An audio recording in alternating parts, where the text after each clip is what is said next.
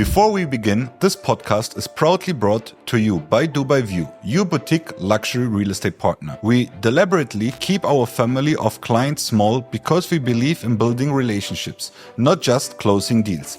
If you are looking for your dream home in Palm Jumeirah, Emirates Hills or Dubai Hills Estate, we should talk. Head to our website for a free consultation. Let's find your perfect Dubai home together. Now back to our conversation.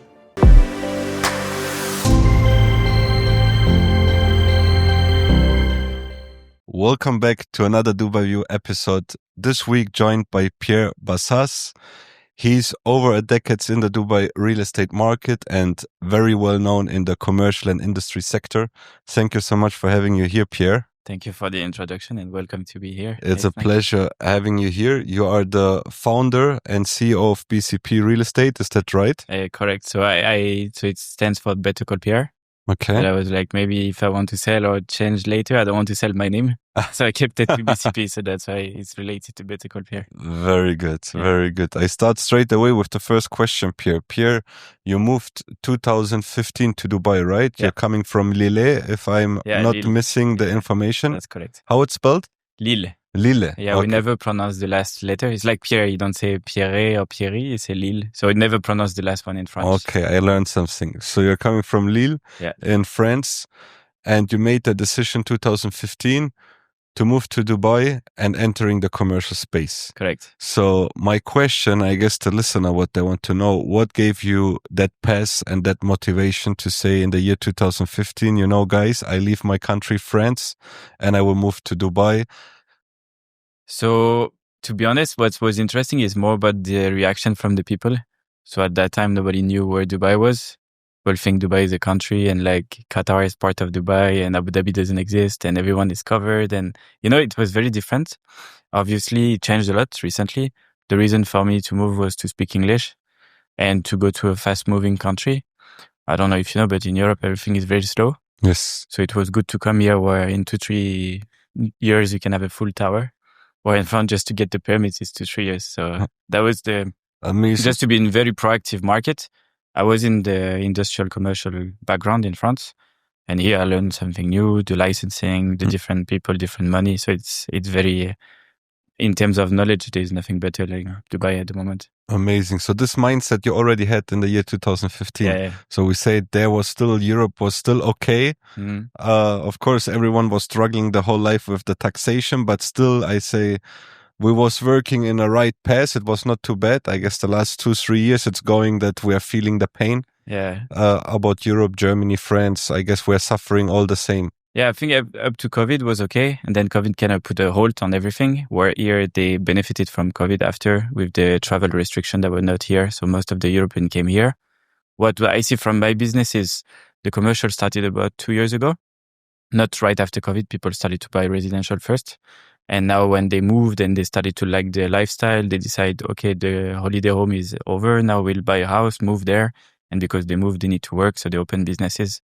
That's why the commercial is a bit after the residential. And that's why we see more development coming now on the commercial side. Very interesting.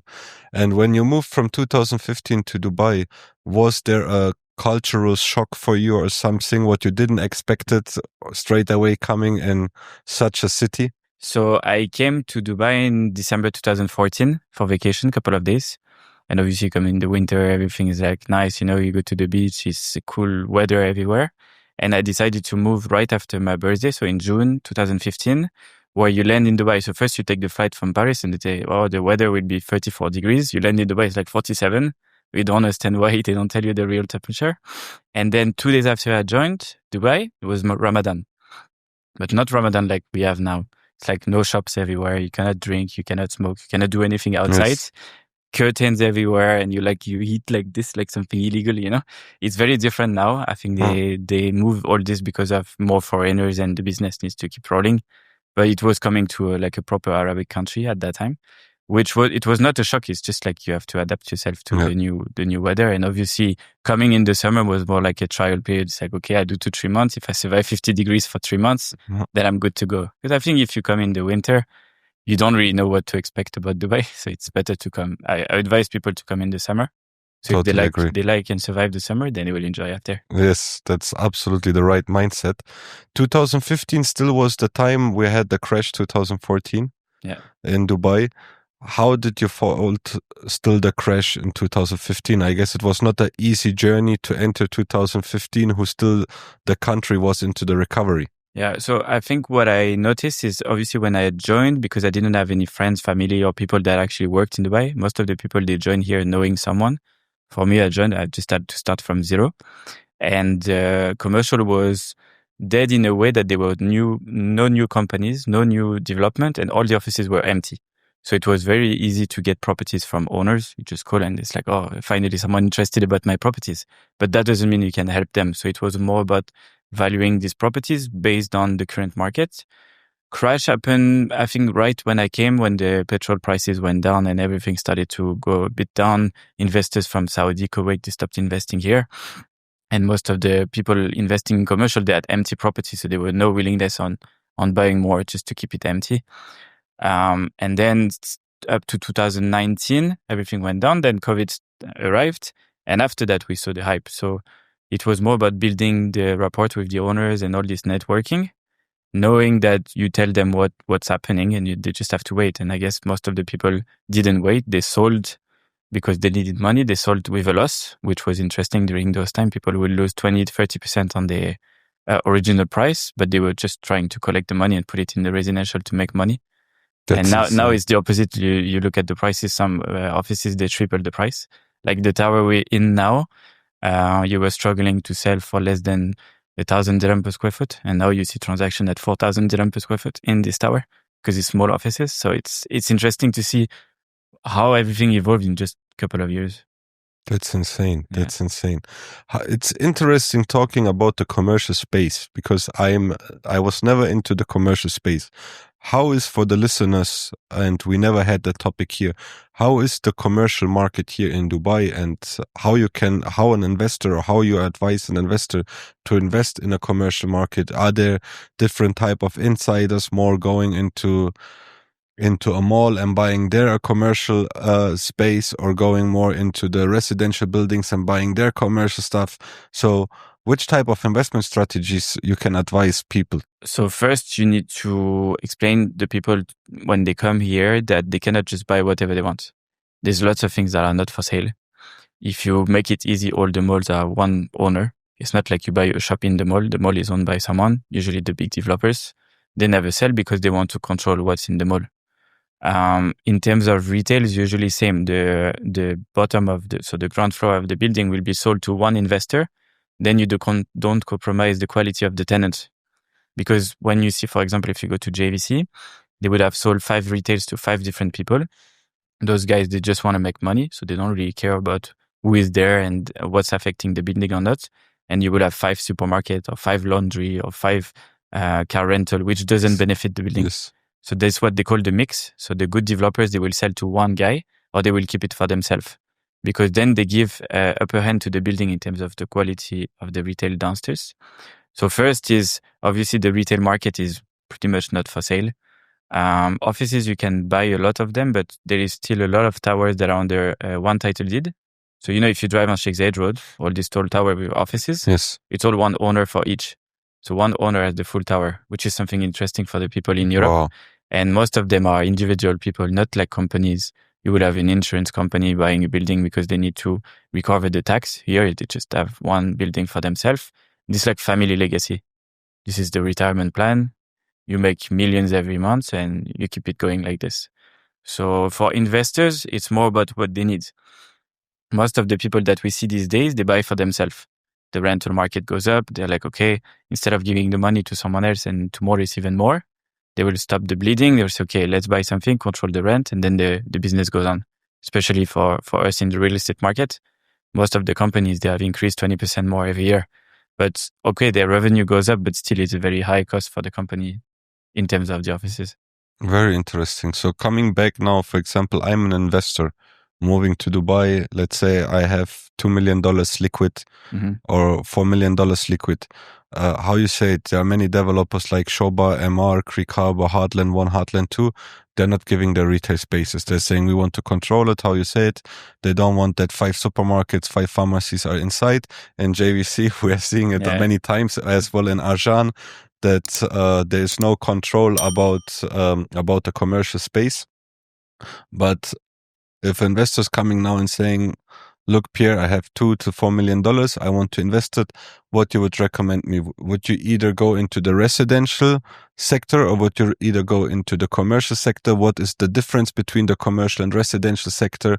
So what is the easiest way for an investor to enter the Dubai market? So usually when you have investors coming to Dubai and asking for commercial, they already have residential. So the beginner investor in real estate, he always goes for residential, buy a studio, 1 bedroom, and then grow like this. The more experienced people, they will go for commercial for 2 reasons. First, the ticket price is higher. So the return on investment is higher. And you have the capability of putting every cost of the property to the tenant. When you rent an apartment, you still pay the service charge after. Yes. So you need to calculate what you're going to make after you pay all the bills. In the commercial, you can put on top of the rent the service charges. So somehow the revenue you generate is net compared to gross for the residential. The maintenance is also on the tenant. So if you rent Shell & Core and they do the fit out, it's like all the design inside, then because they do it, they are responsible for it. Otherwise, you can also say to the tenant, I'm giving it to you and whatever falls from the ceiling, leak, whatever, it's your cost. So it's also a burden away from the owner. So it's like long-term plan. Usually you put a tenant there and it never changes because companies stay there. They have an address. It's part of their business. And it will be long-term tenants as well. So you can do minimum 1 year up to 10, 15 years, depends what you want. And you can increase it the way you want. So you don't have to follow the index. If you have a long-term tenant, you can say, okay, every year we increase 20%. If you write it, it's okay. If you do a 1 year on renewal, then you go and follow with the index system that we know for the residential. Amazing. So exactly there I wanted to go. What is the difference if I buy commercial and residential and renting it out to the tenant? Are the laws same like in the Ejari? You have 3 months before you have to announce to the tenant to move out. When you have to announce that you have to get moved out, how the regulation looks like in the commercial sector. So obviously you cannot rent to everyone. You know, they have different licenses in Dubai. So based on the geographic location of the office, for example, you can only rent to a specific license. So if you buy in Jumeirah Lake Towers, you have only tenant from DMCC licensing. If you buy in DIFC, you can only have DIFC licensing. So this is important to know which tenant you want to attract. So don't buy in the mainland and expect to have a DIFC tenant. It doesn't work like this. So that's one point. Then once this is done, you do the same Ejari contract. Ejari will be registered based on how long the contract is. So you still do the 2 or 3 pages blue, but you can do 10 years contract. And then the addendum will be attached to it. In terms of the clauses, obviously, if it's a long-term tenant with no breaking clause, then the tenant is stuck to the rent for as long as you want. Same for the owner, but you still have the possibility to send the 12 months notice for vacancy based on the same reason than the residential. Either you need an office for yourself or you want to sell it vacant. That are the same. And for increasing the rent, same as the residential, 90 days before, send an email. Okay, Mr. Tenant, based on the index, this is the new rent. It's quite straightforward. Wow. Amazing. Quick break to share some exciting news from DubaiView. Our boutique approach means we get exclusive first access to some of the Dubai's most remarkable properties. Just this month, we've added stunning new listings that aren't available anywhere else. Want to be first to know about these hidden gems? Visit our website for private consultation. Now, back to our conversation. So, and when you moved to Dubai 2015, it's hard to enter into the commercial space, right? So how did you establish, because you are not just a person, Pierre Bassez, you are a brand, you became a brand. If I'm not missing, because I'm daily with a lot of people, your Instagram account called Better Call Pierre. Better Call Pierre. With the finger, same as you did now. Exactly, yeah. Better Call Pierre. There, a small insider. Yeah. Did you took the name Better Call Pierre from the Netflix series Better Call Saul? Yeah, but at that time, Better Call Saul didn't exist. So at that time, it was only Breaking Bad. This spin-off didn't exist. And when I moved to Dubai, my friend, they were saying, but there is a bit of a gray area in Dubai. We don't know where the money is from. And they say, you look like this guy from Breaking Bad that is just taking the dirty money and making it better. And they said, Better Call Pierre is a good name for you. And, and it started like this. What's interesting, in 2015, agency were very strong and agent had no branding. It was the beginning of social media. You would have a handful of people that just didn't understand how powerful their name could be in the long term. They will take the mobile from the company, change company, lose their number, lose their contacts. It was very different mentality. Where now agency understand that some agents are worth more brand-wise than themselves. So they try to attract them to their companies. So it was more about stating having a name. I didn't really use it on the social media. I was just doing like valuation reports and things like this, having a website. So people, if they type you online, they find you. But it was very different. I think the market was a lot easier than today for two reasons. Now you have so many agents that have a lot of competition. So they try to move to the commercial to kind of open a new market for themselves. Vacancy is very, very limited at the moment. Like you barely have anything available that is good. So before you had no agents and so many properties. So it was a lot easier to come on board. As well, the owners, they were trying to understand the market from those agents that were contacted them. Now it's more about, if you give me the price, I don't care who you are, I will release with you. So it's not really a relationship anymore. But 2015, we didn't have this transparency like Dubai Rest app and Dubai Land Department in those days. So I remembered as well in my times, it was very hard to get a knowledge by yourself, because even now you're seeing it, the agents, unfortunately, I'm not saying all agents, there are a lot of very good agents who you can learn a lot, but there's many agents who don't have they just go blind into the market. So, and in that years, or as well for you, maybe 2015, we was going as well blind into the market, because I come from Germany, you moved from France. So no one could show us the structure, regulation, how it works. How did you get all that knowledge into you that even you grab the attention of the owners? It's not just having an owner and investor. If someone is owning a whole building, it means he's a shark. He's an entrepreneur. He knows what he wants. He's a businessman.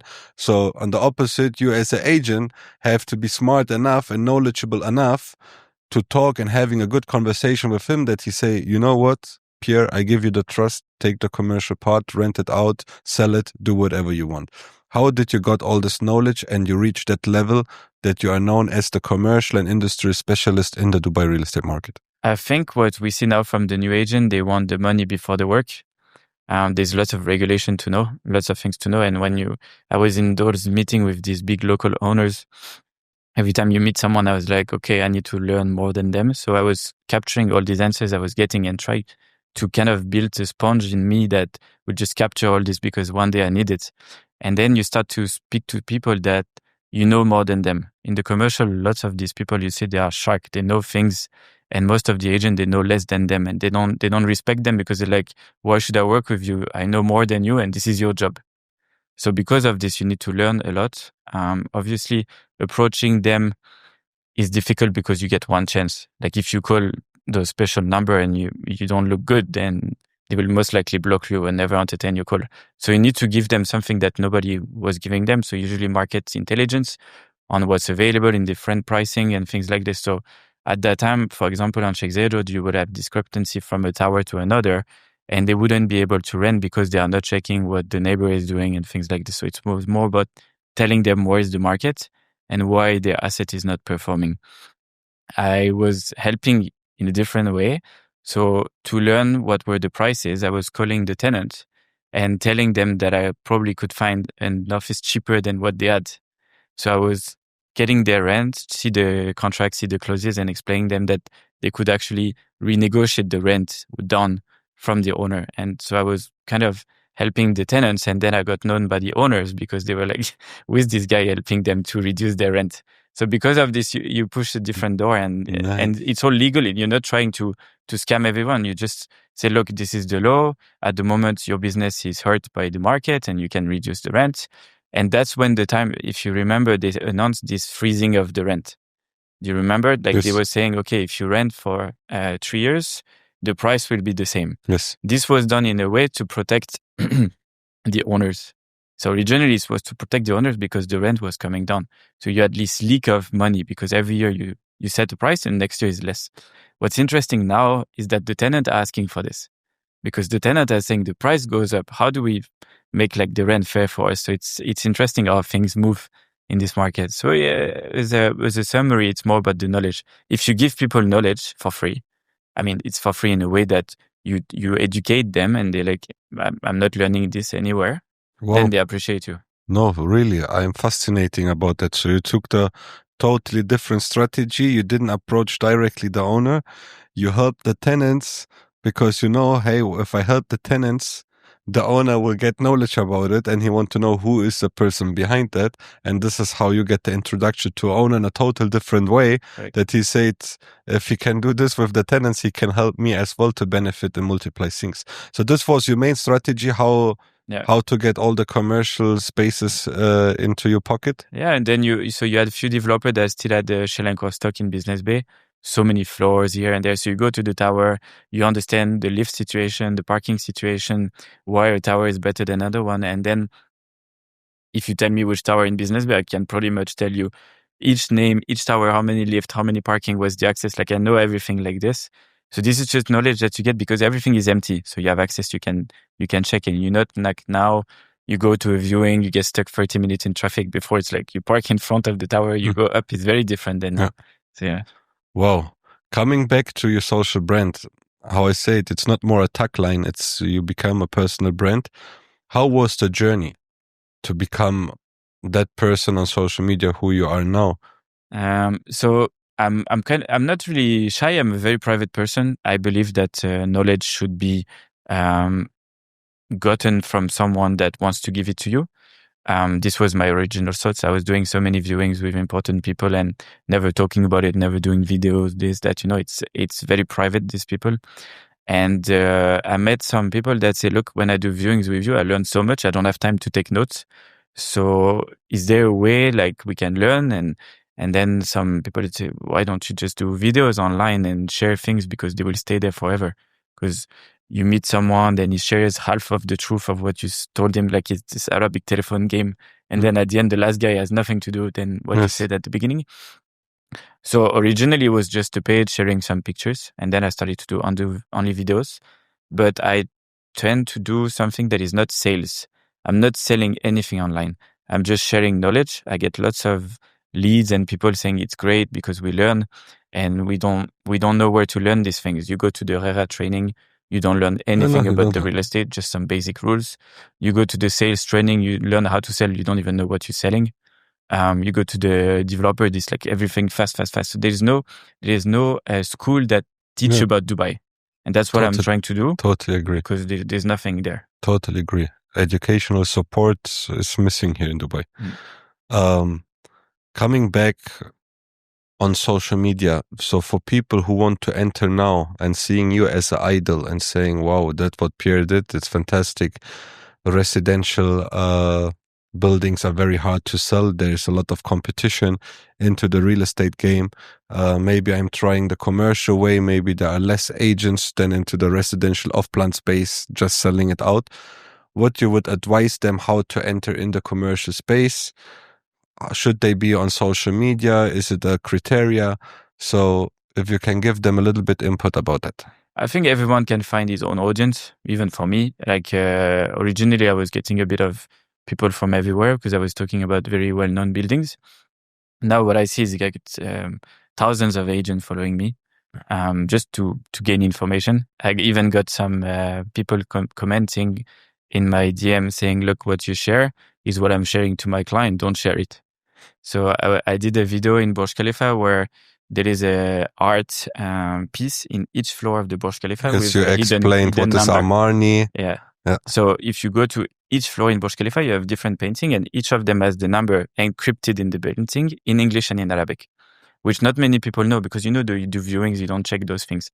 So I stopped, I explained. Well, I say, well, yeah, but I'm explaining this to my client and now you put it in the markets. Yeah, but this is common knowledge. I can share what I want. So these are just the mentality in Dubai. Someone knows something and is not willing to share it and it could benefit lots of people.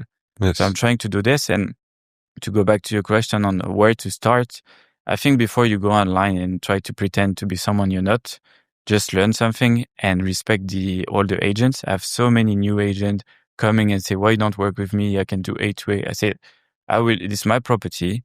You probably didn't qualify your tenant. I will go waste my time with you because your guy is not qualified. You will learn something from me, and the client will most likely call me back after because he thinks you're useless. And it's the case. You know, it's very easy. You do a viewing with Pierre, you go online after, there's like 2 Pierre in Dubai. It's very easy to get my number. It's everywhere. So this is the thing, is people don't respect us in a way, like all the people in the market, because they think it's just an easy market and you can make it like this. Yeah, unfortunately. Same for the owners, you know, database. The problem for me, the biggest problem in Dubai is database. Most of the commercial owners, they are very private people. From time to time, they entertain, they're in the car, they are bored, they pick up the call and see who is on the phone. But most of the time, they try to go around behind you, the agent, and say, okay, I'll call the owner. Yes. And the owner say, no, go talk to Pierre. So no, I don't want to talk to Pierre. But, you know, they don't understand that this is relationship that are created and updated every day. And the reason why they rely on good agent is because they found this guy that takes care of it. They don't have to think about it. And they are bombarded by new people trying to break that ice every day, and they cannot. I totally agree. But good that you pitched the Burj Khalifa. Everyone knows that you're fascinating for the Burj Khalifa. So can you explain me how that fascination came from the Burj Khalifa? Why you are so into Burj Khalifa? And you're explaining it in detail. I guess you broke it in 5 batches. What is the mechanical, technical room? Where's the Amani restaurant? Where's the Amani hotel? The residences? Where are the office spaces? Where are the residential areas? So I see that you are a specialist in Burj Khalifa. How that come? So when I did the first trip to Dubai, I went to Burj, like most of the people. And I was fascinated by how many people are going there. But it's like you go there, they don't explain you what's inside. And then when I was doing this video, it's actually the first video that I passed 1 million with it. Now I think it's 2.2 million something views. It still gets views, like people is sitting there. It's nice. And I was just in Dubai Mall and I did like this. It was more like even a draft of a video. I sent it to the lady who worked with me. I said, okay, it's great to put it. And then we got 2 million views just like this. So the idea behind was that I think people see a lot of things in Dubai, but they don't really know what's there. Like you have some buildings, they don't know the name and things like this. So it was more about sharing this. And then when I was doing viewings, I remember at the beginning, so the first time I went to Burj, it was in 2015, I think July, 1 month after I was there. Some lady from MR, I said, I heard you do commercial. I'm trying to find an agent to help me sell the remaining stock of MR. Like, what? MR still has the office for sale? Yeah, we had like, I think that time 7 floors. So you go there and you go for free. It's like you put you in the list, you go to Armani, put your car and you're upstairs and you see all these tourists downstairs and you do it for free. It's like, wow, it's cool. So you understand that there are offices above the tourists and you don't know. So I was like, okay, then I will focus on this. I checked, nobody was doing it online. I started to advertise the MR stock. At that time, it was a lot easier than now for advertising online. And then I kind of set the trend. And then I saw people doing the same, calling MR, putting it online because they found out that it was stock for MR. So because of this, I had lots of owners from the Burj calling me and say, hey, we see your list. Which floor is it? Can you sell ours? And then I connected all these owners together. There is only 37 floors and around 30 different owners. 1 or 2 sales per year. So it's not moving a lot. And because of this, you get known for that. And I was doing viewings with an iPad. And one day I give iPad to a very old guy. He drops it. Like, iPad doesn't work. Like, they don't know. They close it. They lock it. And it's okay. So I did 3 books. So I did the books. You created books, yeah, right? So I have 3 books, one for Armani with all the different apartments, one for the residential with all the layouts, explaining the sizes, and one for the offices. And what I do every time I close a deal, whichever person was involved in the deal, I have this limited edition book and I give it to them. Wow. So I have the books as well. That's insane. For the tower. That's insane. And Burj, some people in the concierge in Burj, they told me, how do we get this book? I said, you cannot, because then they will go and say, oh, we got it from Pierre. And so no, it's only for the clients. Nice, amazing. No, there you see that what you're doing, you do it by the bottom of the heart. You love that job. Otherwise, never want to do something like this. Yeah, and you have to spend money. You know, people, they just don't do anything. They copied the post or the information from someone else. But you have to be the one that creates, otherwise you're just a follower. Absolutely. Be you, be different. Not I cannot be you, you cannot be me. Yeah. This is the rule. But there is space for everyone. For all these new agents, they just need to find the space. Don't try to be someone, just be yourself. Absolutely, totally agree. So my last question for you is, how do you see the Dubai real estate market in the commercial and in the residential space? So obviously, if we look at from our side as business owner, we need new commercial stuff that will be available for sale. Dubai, in terms of commercial, is always built to be rented. Most of the owners, they just built a full building, they rent it. The developer, the same, they don't want to sell. There is appetite from the investors and for end users to buy something that is new with the 2025 label of like the new AC, the eco-friendly building, smart lift, all of this. The problem that I see is most of the investors that come here, they expect Dubai to be brand new. And they don't understand that most of the commercial tower, they were built around 2000. And then the next phase was 2006 to 2010. Yes, they're very old. So the specs that they give you, everything is just old and it was PDF made. So it's like, it's nice to sell, but once you move in the first day, like there's a pillar in the middle of my office, nothing makes sense. So there is appetite for just something simple, rectangle building, every layout the same we see in the US, those towers that they're a bit bulky, but they are efficient. Here, most of the tower, they look nice, but inside they are not efficient. Yeah. So appetite for this. Obviously, what's happening is most of the commercial entities, they are along Sheikh Zayed Road. You have pockets here and there, Motor City, JVC, but because there is no metro and no infrastructure to reach those areas, most of the offices with the metro line are the most sought after because people have small employees that don't have cars, so they need to use the metro. So it's appetite to grow inland with facilities of transportation, which doesn't exist at the moment. They're talking about the metro, the train, the flying taxi, all of this, but this is what you need to find out how to fix this, because the traffic is a main problem. In our industry, we move a lot. If you stay in the office all day, that's okay. But most of the people in Dubai, they are in the service industry and they need to move here and there all the time. And now you need to calculate. It's like you need PhD in mathematics to know, okay, how I'm going to arrange my day to not waste too much time in traffic. Totally agree. Pierre, was a pleasure meeting you, having you here in the podcast. I guess you gave a lot of knowledge to the listeners. And we stay in touch and maybe we'll do episode number 2. Yeah, of course. Thank you so much. Thank you.